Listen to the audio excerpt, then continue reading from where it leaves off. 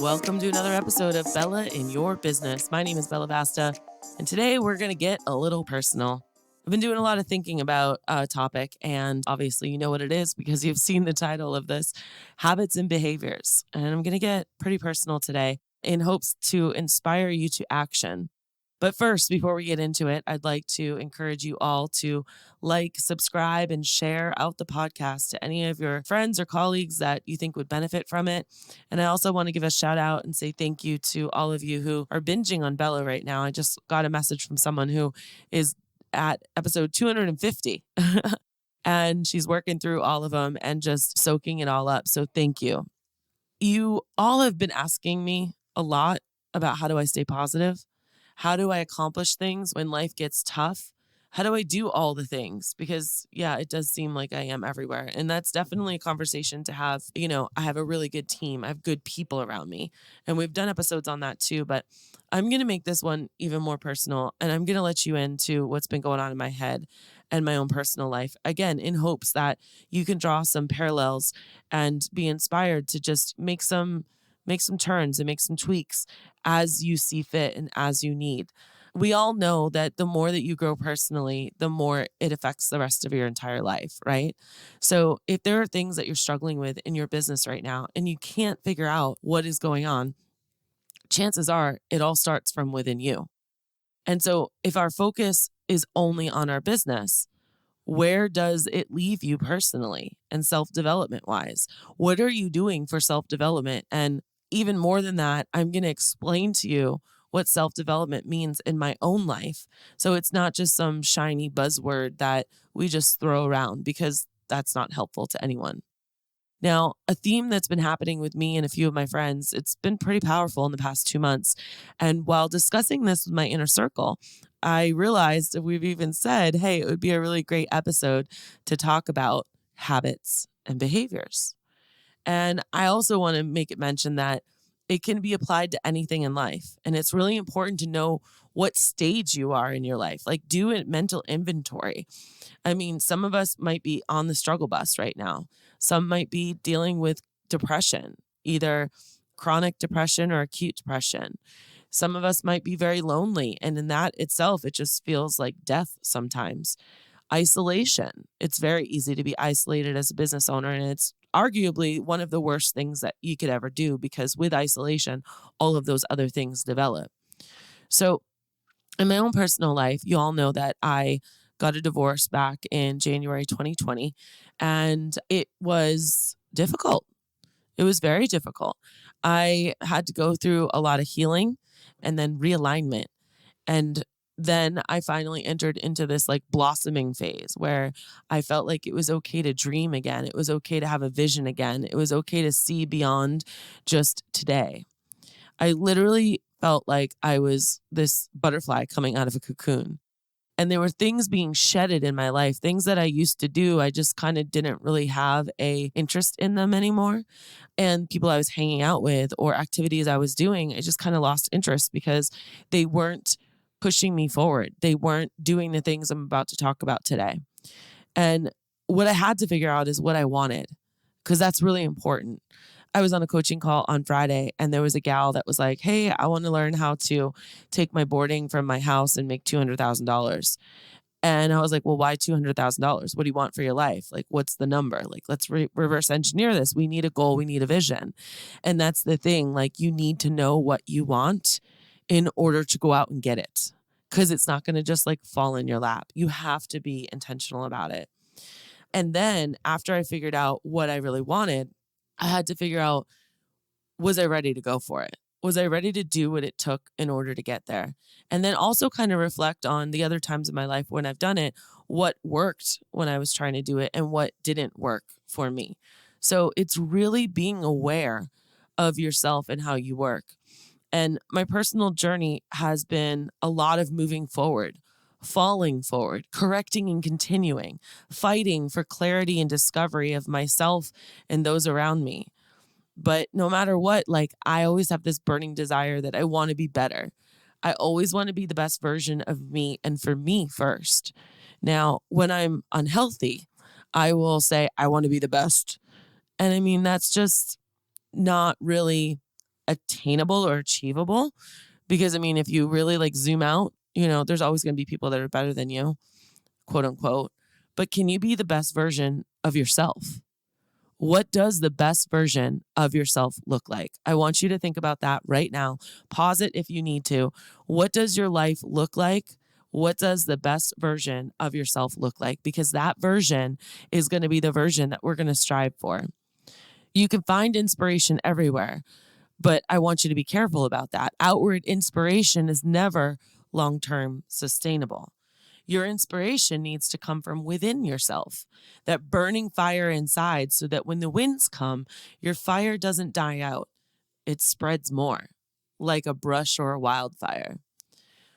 Whenever starting new things, it's important to start with the behavior. I love Mel Robbins' 54321. If you guys follow me on Instagram, Bella Vasta, you will have seen a video I made last week about this. I did not want to get up and go to the gym. It was the first time in like a month that I'd actually felt that way. And with the Mel Robbins 54321, it's literally you count down 54321 and you get up off the couch. You count down 54321 and you get in the car. You count down 54321, you drive to the gym. You get in the door. You put your stuff in the locker. You get up to the workout room, and it's just you keep 5, 4, 3, 2ing one yourself and do the next behavior. It really works. And she has a whole book on that too. And she has podcasts too. She's absolutely amazing. So if you're looking for inspiration, that's one of my many. For me, I wasn't going to give up on myself. It was the time. I was ready for it. I want to be better. I want to do better. And what I wanted to do is I wanted to start working out again. And it's funny because, they ask like, what are your goals? And my goal is really not a weight number. My goal is not inches. My goal is make me uncomfortable so that I have to have a better mindset. And then let me feel the burn the next day or 2 days. And let me replace that with not, oh God, this hurts, but I am strong. Or, yeah, I did that. And it's more of a mind thing for me than it is a body thing. And I know that kind of probably sounds a little weird. So what I'm going to tell you about is my working out and eating better. But this isn't something that you have to do. I want to be really clear on that. Like, I'm not telling you that you have to do this. I'm saying that there is a mountain in your life that you want to get through. I know it. Everybody has their own mountain, or maybe even a hole that you need to crawl out of first before you actually start climbing that mountain. Like I said, we have to know what stage of life we're in. So for me, I wasn't going to set myself up for failure. And I've got about like 10 different things that I did that I want to tell you about. And keep in mind, like my stage of life is I'm a single mom. We share my daughter 50-50. So I have a lot of times where I have my daughter, and then I have a lot of times where I don't have my daughter. And it's almost even tougher for me when I don't have my daughter because there's no distractions. And so that's where like the real discipline comes from.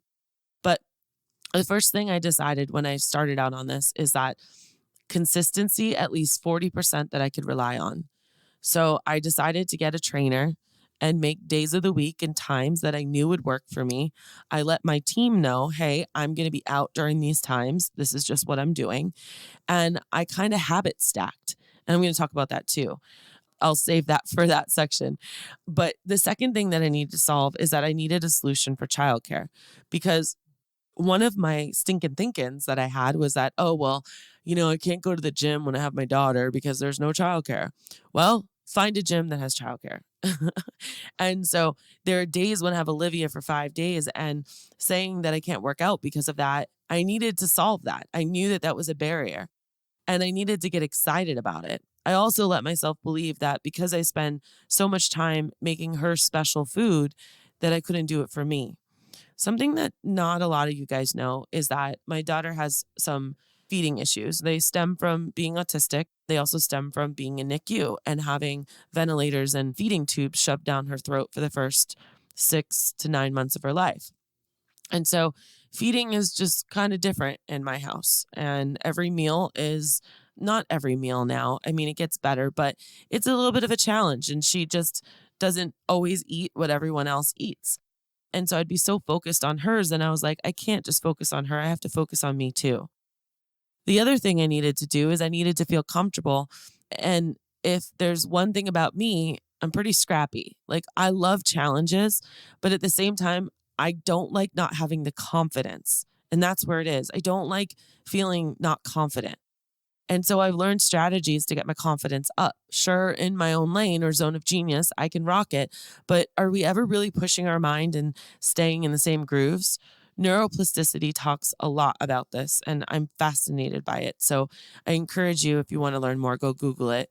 But it also brings me to the next thing. I needed to burn those neural pathways into my brain because our brain works like a highway. Like, okay, think about like a dirt road and you start driving on a dirt road. The more you drive on that dirt road, the more smoother the path becomes, right? And then it's not a dirt road anymore. Well, your brain is the same way. And the most beautiful thing is that we can create new behaviors, habits, patterns neurologically in our brain so that it might start off difficult, but it gets easier and easier. And I also found that this is with music too, and vibration and taking dance breaks and just dancing. I have been dancing, not at a studio, but like at least 3 to 6 times a week in my house. And sometimes when I get stressed, I'll dance. Sometimes when I am happy, I'll dance. Sometimes when my friends are over, I'll dance. Like dancing is so fun for me. And like literally, it releases endorphins, the happy hormone. It gets your cardio system pumping. It releases stress to rebalance your exhausted adrenals, which is your fight or flight glands that pump far too much stress, producing cortisol, leaving you feel like an eggshell of a person. The other thing I realized I needed to do is I needed to give myself grace. Guys, grace is so important that I literally made that my daughter's middle name. Grace. I need to give myself grace and I need to give others grace when they let me down, right? And grace is really, really important. I needed to not be too hard on myself, which is why I needed like a regiment. And also like naps. I don't know if any of you guys grew up in the same time I am. I'm 41. And it was always get up off the couch, go outside and play. You're lazy. These are like the childhood stuff that I fight in my brain. And so it's like, oh, I can't take a nap in the middle of the afternoon. Like, what are you doing? No, you're listening to your body. Sometimes you need it and real rest. So I also needed to speak it out loud. That was something else I needed to do. I needed to have accountability. So in my Beachbody days, some of you guys know, because some of you came along with me. There was like 30 of you. And we were doing Beachbody back in 2019, 2018, maybe 2018, I think it was. And we're all working out in the morning. We're all like sweaty selfies and sharing photos of food and meal prepping and all that stuff. And I know that I do really well when I have people around me, others doing the same thing. And then I realized, you know what? Okay, I'm going to break this down. I just need to get to the gym and sweat. I don't need to stress out about, other than, I don't want to injure myself while working out, right? But other than like, what's my routine or what machines am I going to do? Or do I look funny? Are people looking at me? And like all this stuff that goes through your head, none of it matters. My only goal was to get there and sweat really good. That was the beginning. Just get there and sweat. Mission accomplished. So it's like breaking it down into like little actionable milestones. And then intentions. So I wasn't making anything intentionable. For example, I changed that. And so now in the morning, I have my little accountability partner, my buddy, my best friend, honestly. And we're always like, okay, so what are you making for dinner tonight? And with that intention also came just changing my behaviors of things like when I would get a pack of chicken that was like 3 chicken breasts, instead of freezing it, I'd put it into 1 bag each so I could pull out 1 bag. Because something I knew about me is that I'm Italian. I know how to cook for like 10 people. I don't know how to cook for 1 person. It's kind of funny, actually. So I'd end up with all these leftovers. And by day 2, I'd be like, ugh, I'm sick of this. And so it's just a quick behavior change that leads to healthier habits. And I needed to really surround myself by other people doing the same things. And I needed to focus on one thing and then start habit stacking. A good description of this is Atomic Habits, the book. We've read it in the mastermind together. but it works. I've even had coaching calls where, they've been in this situation, which is also part of what inspired me to just talk to you all about this, is that, she was getting out and she was feeling kind of depressed and lonely. And so we're like, okay, what are you already doing? And how can you just start habit stacking? She's like, well, I could do yoga for 5 minutes when I come home after I walk my own dogs. Perfect. Do it. Because just like go to the gym and just start sweating. That's it. Tiny little goals that once you build that confidence that you can start doing things better, those behaviors will lead to habits. Ergo, the whole point of this podcast episode. What kind of behaviors are you doing that create your habits? Or one could argue, what kind of habits do you have that are creating your behaviors? Although I really like to go from small to big.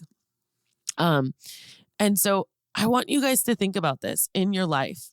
What are you doing right now that you can change? It comes from little things, little things. It comes from one, knowing yourself. Then it goes to actually figuring out little things that you can do. And those little things become great things. They become bigger things because the amount of those little things become bigger and bigger and bigger until it's now part of your life. It's part of who you are. And here's going to be a mic drop.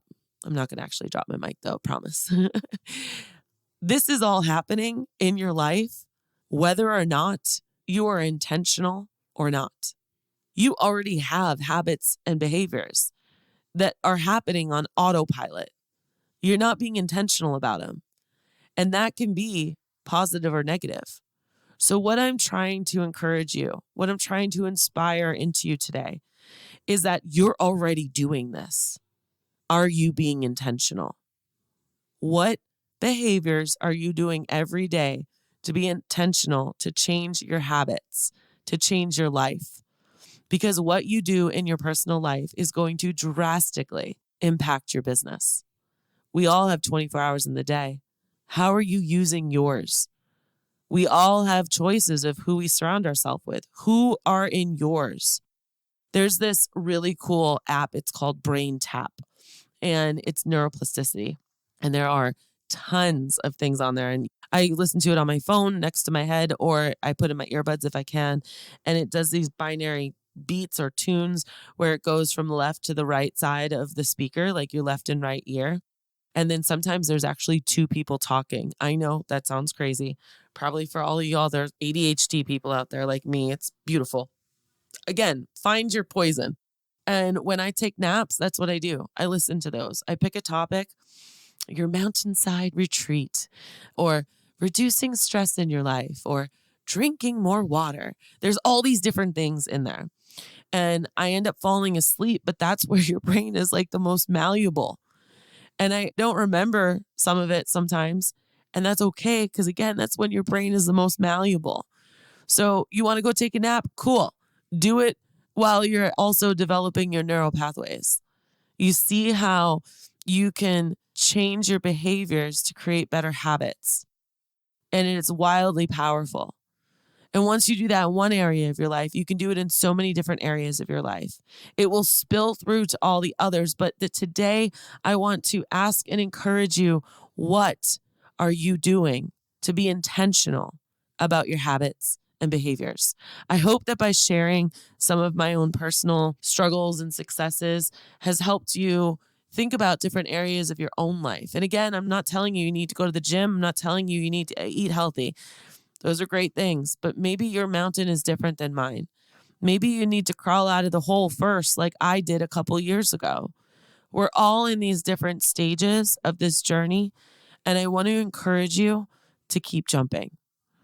I say always keep jumping because it's the momentum, because it's the thing that keeps you going and gets you unstuck so that you don't end up being in that hole of quicksand. It is so important. And celebrate your wins. I don't care how small this is, you can do it. All right. This episode is a little bit longer than others. I am praying that our podcast stats will not go down because you guys usually like the shorter ones, but this is from my heart. And I hope that it has opened your eyes or inspired you in different ways. I would love to know if something stood out to you or something pricked you, write me, bella@jumpconsulting.net. Get on a call with me if you want to talk about it. jumpconsulting.net/20. My sole purpose is to help make you a better business owner and a better person, because I believe that your business should be your first employee and that your business should give you all the time and money freedom that you desire. You guys always keep jumping, and I'll see you next time. Bye now. So what did you think? Did you love this episode? I sure hope you did, because I put a lot of love into this for you. The best way you can show me that is by going to iTunes, Stitcher, Google Play, or wherever you listen to your podcast, and go ahead and leave a review. I just might read it on the next episode. I also want to remind you that when life gets you down, remember to always keep jumping. Thanks for listening.